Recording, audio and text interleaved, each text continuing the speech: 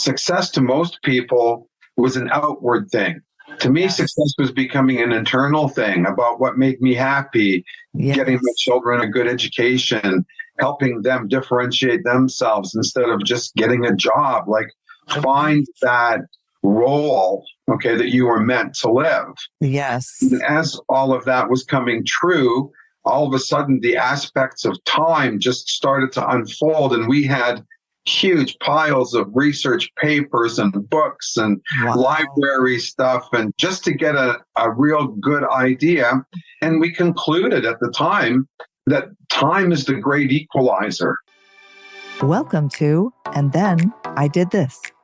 Prepare to be inspired as we celebrate the unique journeys of individuals who've had the courage to break free and live life on their own terms. Their lives prove that you truly can be free to live your best and most authentic life. Let's get to it. Welcome to the show. Today, I have a special guest, Richard Kiernicki. Richard is a disruptor, speaker, mentor, author of a triple award-winning book, The Capitalist's Worst Nightmare Come True, The Crucifixion of Capital, and creator of Time Equity. Can't wait to get into all of this. Richard, welcome to the show. Hello, Ray. Thank you very much for having me back. It's great to see you. So I'm so curious to hear you talk about your journey and share where you started and how you got to this point, if you'll share some about that. I've never been much of a person who accepted the conventional wisdom. I always questioned everything. And I think that in and of itself is probably one of the most powerful things that people can do for themselves, is to really tune in and listen to their heart, listen to their soul. Because we all have a gift, and that gift is buried in that vibration. So my start was very humble. I was a mechanic. I dropped out of high school. I learned people skills as a mechanic running my own garage. And I think that was kind of like what set me into the belief system where I'd be able to talk to anybody. If I could talk to them about their cars, I could talk to them about their money. So in 1981, I ventured off and got involved in the investment in the financial planning industry. And it was really interesting because my first year I worked for a captive agency, a captive company.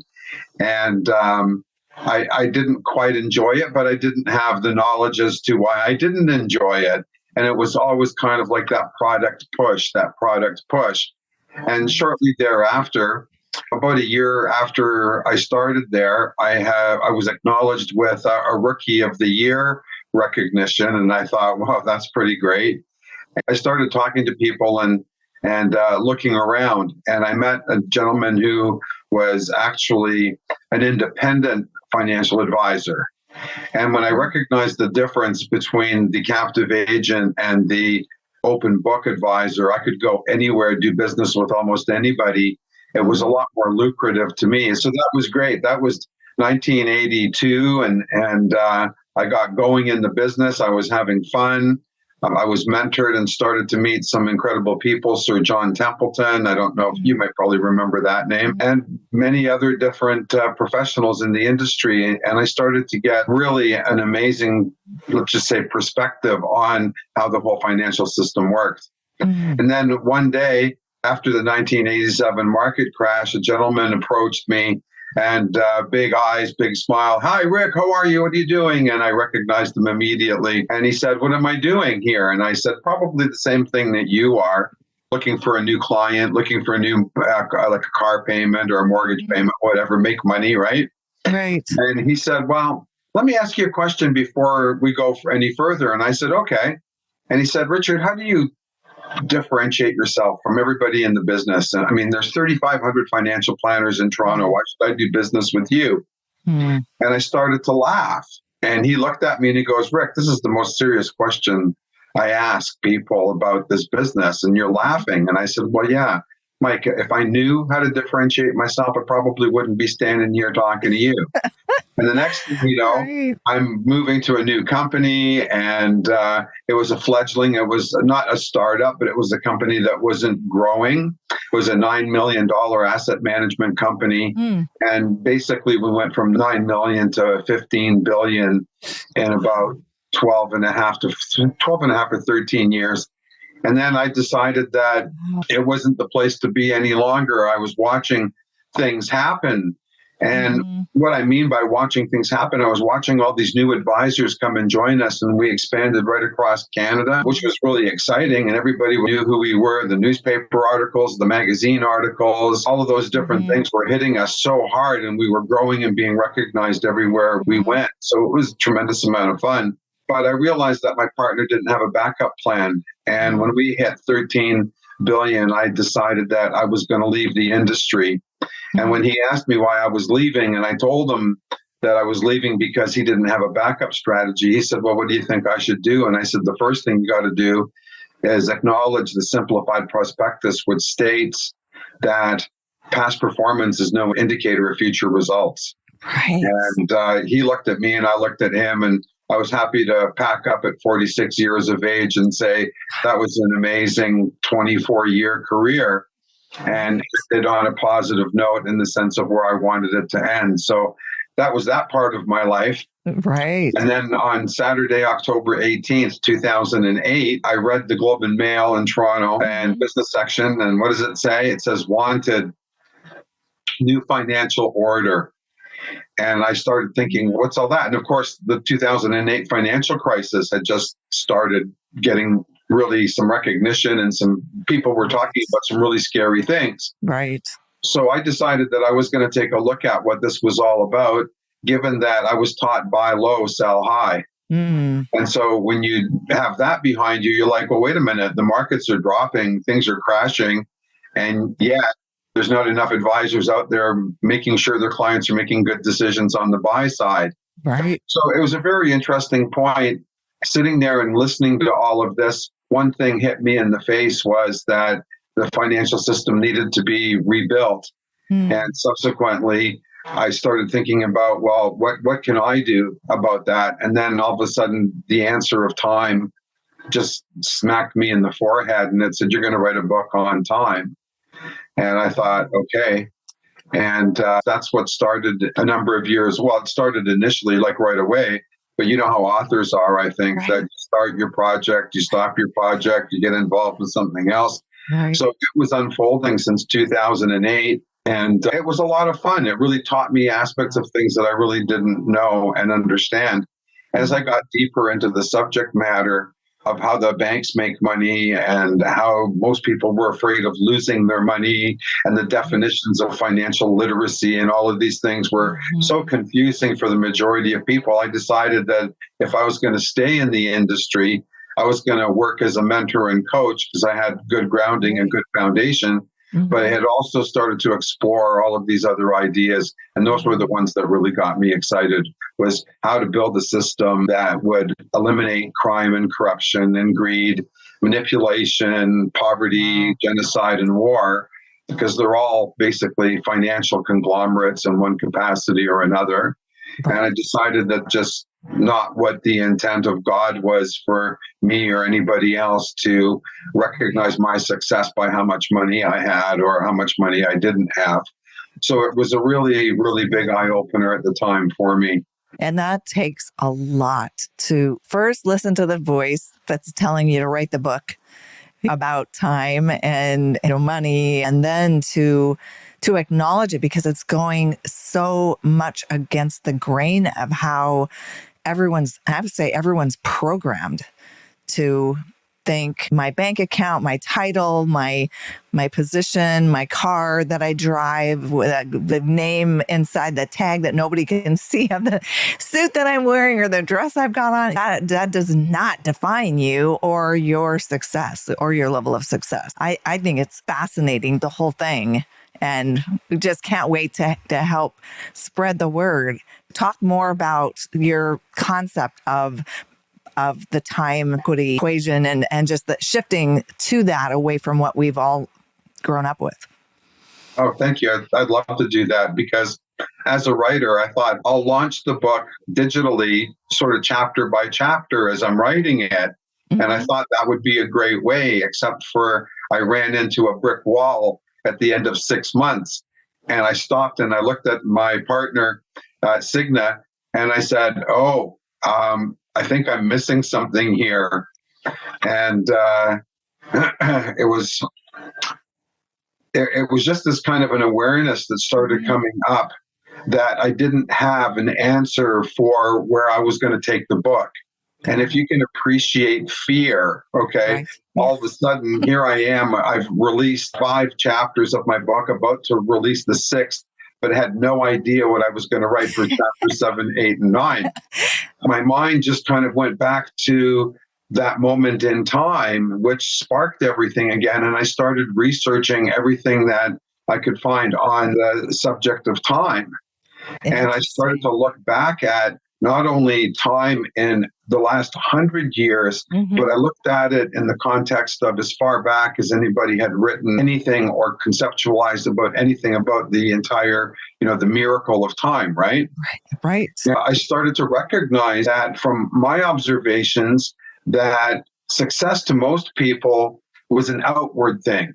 To me, success was becoming an internal thing about what made me happy, getting my children off to getting a good education, helping them differentiate themselves instead of, just getting a job. Like, find that role, okay, that you were meant to live. Yes. And as all of that was coming true, all of a sudden the aspects of time just started to unfold, and we had huge piles of research papers and books and library stuff, and just to get a real good idea.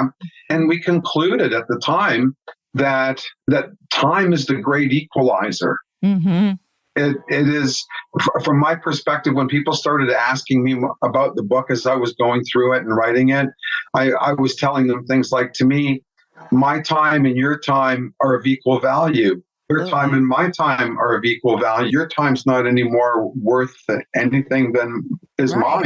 Right. And then I started to get the feedback from that statement, because a lot of people, they do not agree with that concept. They're like, well, no, I went to school, to med school. I spent 10 years after I got out of high school, and I became this because I used the example actually as a surgeon in an operating theater. And the person who cleans the floors and cleans up the surgical instruments and does all of that stuff. And it came to me that if you looked at these two people, the question became, well, who's the most important person in the room? And it was the patient. Right. So Absolutely.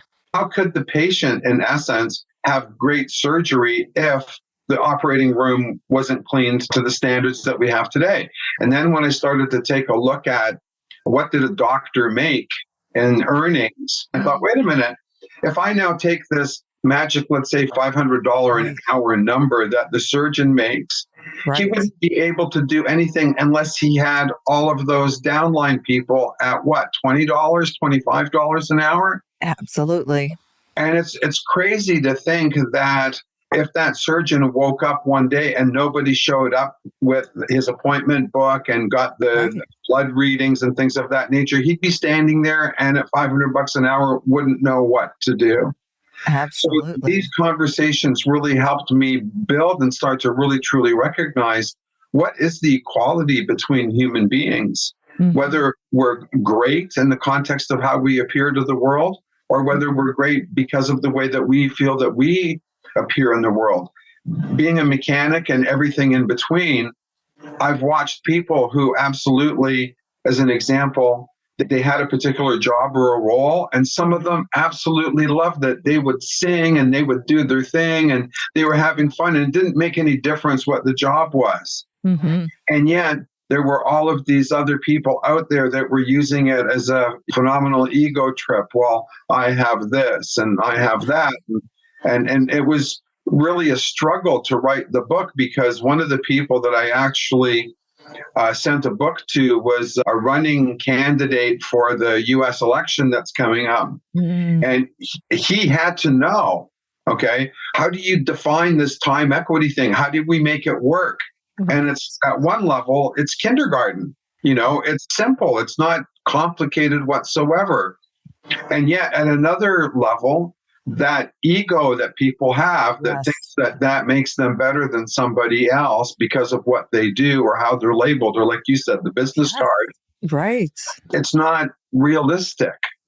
No. because the people that some refer to as the have-nots, they want to have what the haves have. Right.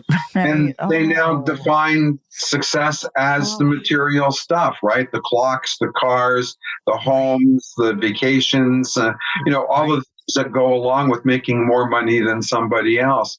And Right. really, at the end of the day, I didn't think that my maker's intent for this incredible paradise that we're killing, Right. this is my home. Right. And I've got to do Absolutely. everything that I can to protect it, because all of these other people are chasing that dream, chasing that material thing. And ultimately, at the end of the day, I read something the other day that said, for the money that these guys have, they could actually, change the world from the perspective of poverty, war, genocide, things of that nature. The question asks, the most important thing really is, who are you when you have all that money, but you're putting it to, I'll call it errored thinking, as in an error. Right. I don't want to say evil or, right. but I want to say errored because we can solve that problem. Yeah. And I think inherently, when we look at the word evil, I think it implies a certain level of completeness. Whereas I think error offers an opportunity for chance for people to try something again and to make their lives work. And hopefully that's where, with me and people like yourself who are introducing us to the world so that they could find something to support. Absolutely. Maybe they don't stand for anything. Absolutely. I read your note, from May 16th, 2016, about money can't buy love or happiness.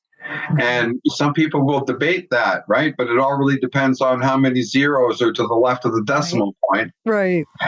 So now we can have fun and we can work with integrity, because when you think about a world that would not have money in it at all, not whatsoever, not a trinket, not a dollar, not a Bitcoin, not a cryptocurrency, nothing other than the time. And now technology has stepped into a place whereby, as an example, we have blockchain. Right. So blockchain was established to monitor transactions. Then why wouldn't blockchain be able to monitor just as efficiently time? So you go to work, you clock in or you log in with your cell phone or some other device. I'm there and I work my hours and I leave there, and then I go home, and on my way home, I decide to get a chicken for my family and a bottle of wine, and I need a new pair of socks. And you can go and do all of these things based on people's equality of doing everything that other people do. And it just started to sound, the more I got into it, the more ridiculous it continued, to the Forbes richest 1 billion people. Like, wow, I mean, that's great. But I'm sure that God didn't intend to cut all the trees down to stack up all those billions of dollars. No. And I saw a visual once that I never forgot. And it was a person on a bicycle and a person in a Ferrari. And they're both at a stoplight waiting for the light to change. And the heading was, both of their graves are the same size. Everything is relative in how, as you were saying, how people define themselves. And I went through that recently. I say recently, it's now almost 10 years ago when I left my ad agency role in New York City. I was working with some of the world's biggest brands. I technically was one of Google's biggest customers. At the point that I walked out of that role and stepped out, there was a mental mind shift, because it's definitely like I'll say programming again. It's like we get into roles where we have a certain title and people look at us a certain way. I remember someone I was mentoring at the time, when I told them I'm going to be leaving, and they looked at me and said, "Why? You're at the pinnacle. You're doing what many of us are striving to get to your role." And I said, "And you can have it." And like I said, I'm ready to jump. Like, I'm at the pinnacle, but I'm so not happy. It wasn't fulfilling. The money was being spent to buy things to distract myself, whatever. I just knew I couldn't do it anymore. But the point is the title and what you wind up, before you go up the chain, the bonuses and perks and things that come with it becomes a golden handcuff. But when you walk away, none of that is who you are. That executive savings plan and the Amex cards, and none of that is who you are. So you have to redefine, who are you and who am I and what is important to me? I knew that I was destined to make that transition. I started waking up in like 2007 and then became a life coach, a certified coach when I was in New York. You learn ways of going within, and part of it is just shutting out the noise of everything outside that's tricking us. I think that's part of my love-hate relationship with advertising, because for years I thought it was fun and I was filming commercials in Hollywood and winning awards. Then at the end of the day, it's like, what really does that matter? Did I help a child that's hungry somewhere? Did I help somebody who doesn't have a place to sleep tonight? Whatever we can do to help one another. So I'm curious. I'm so aware, and I'm very conscious, and this can be a polarizing topic, of the tracking of our behavior. There's a new book that a woman, she's a Harvard grad, that wrote about, which doesn't matter that she's a Harvard grad, a woman who wrote a book about data as the new capitalism, because that is what is defining our future. The more the biometric tracking, they can, if it's somebody can chip someone to know exactly where they are doing whatever they're doing at any given time, we've just completely lost all sense of autonomy. In my humble opinion, But I love the moving away from money being the focal point, and more, what is everyone contributing to trade this for that, versus it just being money driven. Yeah. It reminds me of a post that you made recently, where I suggested that before we can do anything, the most important thing that we can do is to listen to ourselves. Absolutely. And when we can't listen to ourselves in the first place, then we can't really hear other people speaking. Absolutely. And hence, I was blessed again with an answer that taught me for myself, how to really listen to what's going on inside my head or my heart. Right. And identify and say, well, wait a minute, there's a thought that I don't like. And before I speak it, I can reject it. Absolutely. And when we become into that sensitivity of our own ability to listen to ourselves, right, then the relationship that we have with others becomes incredible, because I've learned that true deep listening is the highest compliment that you can pay another individual. Absolutely. Yeah, many a time I speak with people and I'll say something, and they'll look at me and they'll go, how did you remember that? That's, right. 10 years ago or whatever.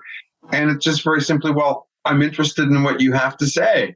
Right. And besides, if I listen to just my mind while you're talking, I'm going to be distracted in my own fantasy world, but I'm not going to be paying attention to yours. Right. I'm curious about your thoughts around, are you rallying other people? How are you rallying other people to help you fan the flame? Besides me, but fan the flames and get other people on board.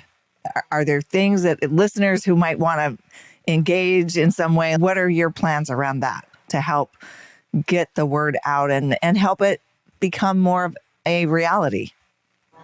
Thanks. And that, honestly, Lou Ray, that's the most difficult thing now. 4 years after the book it was launched, it was kind of like, oh, wouldn't it be nice if the book took off? Right. And what I've recognized is that a lot of social media platforms, and in fact, a lot of people on those platforms, they're not open-minded to new ways of thinking. They just want to stick with the old. So the first objection is largely from academia that says, you're an idiot. Like, we can't do that. That's not going to happen. And I'm like, well, take your head out of your butt Right. and realize that the sun does shine, okay, and that at some level, someday, humanity really is going to wake up, and they're either going to be pleased with what they've accomplished in their time, or they're not going to be pleased. The toughest part is finding those people who immediately say, yes, I want to be a part of it. And that part of it's growing. I've won, as you mentioned earlier in the introduction, I've won a number of different acknowledgments and awards for my book. I've been talked about as a thought breaker, a real visionary, because I'm not talking about something that somebody else is talking about. And it's interesting because then I meet other people who, over the course of this journey, I've met a number of people who are trying similar things, but they're still, pardon the expression, they're still bastardizing it with cryptocurrency or some other kind of a monetary thing. So it's not a pure driven. And then people will say, well, how can we do that all in a very short period of time? And I'm like, well, I've got the answer for that as well. People are like, well, are you aware of what you're asking people potentially to do? And yes, I'm fully aware. So getting those like-minded people together is happening. It's happening slowly. I need 273 million people to make up the 3.5% of the population that could enact such a significant change. Right. But at one level, it's such an infinitesimally small number that I can't think sometimes if I was free access and had access and people caught on to my work and said, yeah, this is the way the world's going to go forward. Right. And I think if people sat down and actually really gave it a thought and actually were able to concentrate long enough to truly understand, then all of a sudden it would take such a load off the pressure that we find ourselves in. And it's incredible. But if we had a system whereby we could simply trust one another. Novel concept. Exactly. Right. So if I look at in the big picture sense, I can honestly say that time can't be bastardized. Time is fully transparent, not like any of our other financial systems that just aren't transparent. If we had those two components, then we could rebuild trust. And when people start to trust each other again, they can equalize with each other and be empathetic towards each other. And then all of a sudden, when you have people that are rebuilding their trust and talking about, hey, we're all equal at the end of the day, and we start to accept that analogy that empowers us even further, then we're going to end up recreating a stronger democracy, because we're not going to have things like lobbying and buying your way into government favor. And the government is going to have to step into, and big business is going to have to step into integrity. One of the biggest farces in capitalism is something called planned obsolescence. So I use the example of a stove, and let's say in North America, there's 400 million people, and every year we need to make 4 million stoves. So the guy on the assembly line is working as fast as he can to build a stove after a stove after a stove. And yet it lasts 5 years. There's no pride in that. But if we stepped back and said, well, now we're going to build a great stove that'll last for 10 or 15 years. But the offset to that would be that person on the assembly line only has to build one stove a day.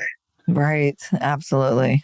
And then they have time to go out and enjoy the efforts of the work that they do. They can have piano lessons. They can have music, they can play sports, they can coach and mentor teams, finding the beautiful ways to change our world in the context of, look at some of these people that are telling us that we're going to be eating bugs at some point in time.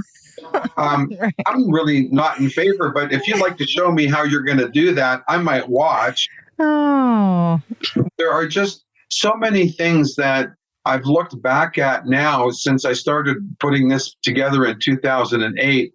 And my eyes are wide open, and I see what's going on. And it's going to be people like us who want to share a message that benefits everybody, that helps everybody attain their vision, their goals, and the things that they want to accomplish. And to me, at the end of the day, if that's what we end up doing what we love. I've heard all sorts of performers and other people who would say, I don't need money for my work. I love it so much. It's just playtime. So why can't we all adapt to that principle, that philosophy of life? and find our gift. As we look for it, more things will become apparent. And then, of course, you look at Gene Roddenberry in Star Trek, and he says to a question, well, how much did it cost to build this spaceship? And he turns and he says something along the lines of, well, it didn't cost anything because we've eliminated the utilization of money because we found it was a deterrent to being able to achieve our maximum selves, our maximum potentials. Oh, wow. And when you think about that, right, as I may have mentioned earlier on, when we start thinking about this and we ask ourselves, well, who are we? What are we? And what are we going to be remembered for? It's not going to be the money. No, absolutely. It's not going to be the money.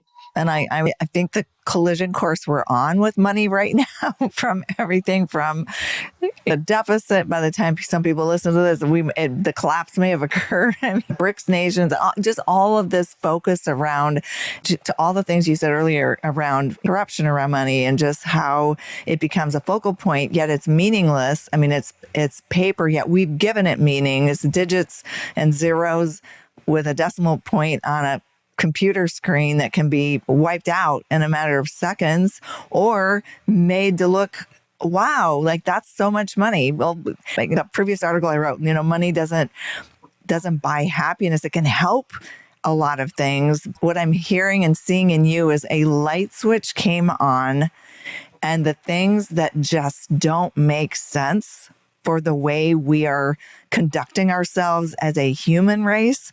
We're the only creatures on the planet that use a form of monetary currency to live. Like squirrels and birds and bears and every other creature, they just are. I remind myself and others frequently that this is a monopoly game. Like we've all agreed to play the game. And I even say that to a good friend of mine in New York that, was like, oh, this thing is happening and, oh, they're going to overturn that. And I said, it is all a clown show. Think of it like a movie. All of these events happening around us are like one big movie, and don't buy into it. Do not enter the theater. Do not get the ticket. Stay in tune with yourself. Go out in nature. Turn off the social media. I got rid of my television in 2018 when I moved to California, originally to LA, got rid of it and still don't have one and don't want one. You couldn't make me buy another television.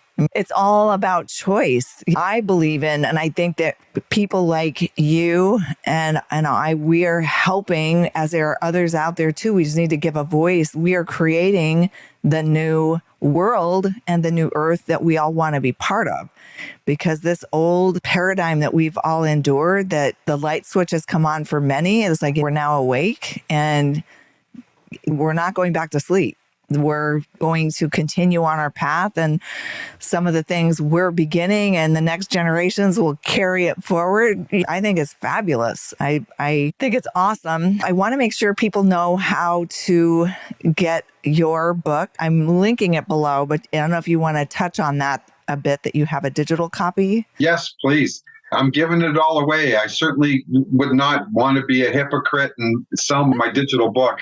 So the reality is, yes, if you go to Richard M. Kiernicki, you can see my name on the bottom of the picture, and just put .com and /author, and that will take you to my website.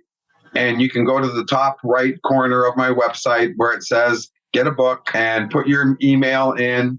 You'll get a book immediately or almost immediately. And if you don't want to be a part of the mailing list, don't worry. Take your name off after you receive the book, but share it with your friends. Have discussions. There's discussion groups growing all over the place. That one of the beautiful things that is unfolding from this, we're looking for university professors and other academics and scholars in areas that, as an example, are talking about the PhDs in finance and the MBAs in finance and business.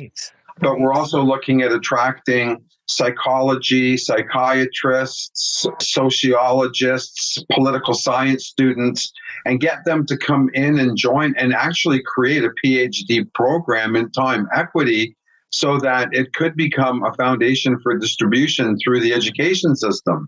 Absolutely. So all sorts of things that we're trying. People can get together and start talking because it's going to start with one person, me. Yes. And then it's going to continue to grow. And the question becomes how rapidly, if we're, let's just say, motivated by fear into the option that we have that's also fighting for space at this point in time. There's a group of individuals that are trying to run, I'll say, the world in a particular way that the rest of us might not agree with. Right. But if we don't stand up and push back, then they're going to shove their agenda down our throat and it'll be too late. If we can get people involved in discussion groups, my objective is to set up a global platform where people can come and talk about it and share, talk about experiences of where this thing is starting to happen, like in real life, in real time. And as all of this starts to unfold and we get to that 300 million people that can say, yeah, we're going to be a part of this. We want to be a part of where this is going to go. And they're going to sit back and they will make that change. Yes, absolutely. You know, and I hope that it's a peaceful change. Yeah, absolutely. We're going to set it up on a global basis that people can send it to their ministers, their elected officials, other groups and members, so that people start to really get an idea of what we're doing, what the integrity is behind this. And ultimately, at the end of the day, work for a world that we can all be proud of, because at the end of the day, a lot of people are always talking about different races and all of these different things. All I can say is one thing, is that we all bleed red. Yep, absolutely. So absolutely. If that creates that equality and supports that equality from the inside and as well as the outside, we can win this. We can make our planet our home and save it from the atrocities that we are doing here to our home. Yeah, so I would say 2024 is the year of transparency. Things are just still being exposed, and the more things come out of the dark, the things are coming into the light. And once there's light, as you turn a flashlight on, the room isn't dark anymore. So you can see the things that were hiding in the corners. They might survive for a little bit, but they're not going to last for long because they're not comfortable being exposed. So cheers to you. I'm all about what you're doing. I will put the link to the book in the show notes below. And thank you so much for sharing your vision and for taking the time to create it. It just takes a spark to start a flame.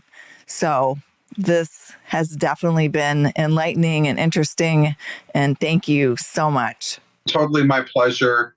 Thank you so much for your kind gift of time and giving me an opportunity to share some of my ideas on it.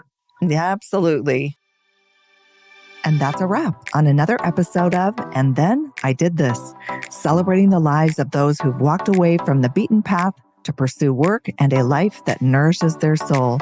If you're feeling inspired and ready to explore your own path to freedom, check out youcanbefree.life, where you'll find resources and support to help you break free and live life on your own terms. See you next time.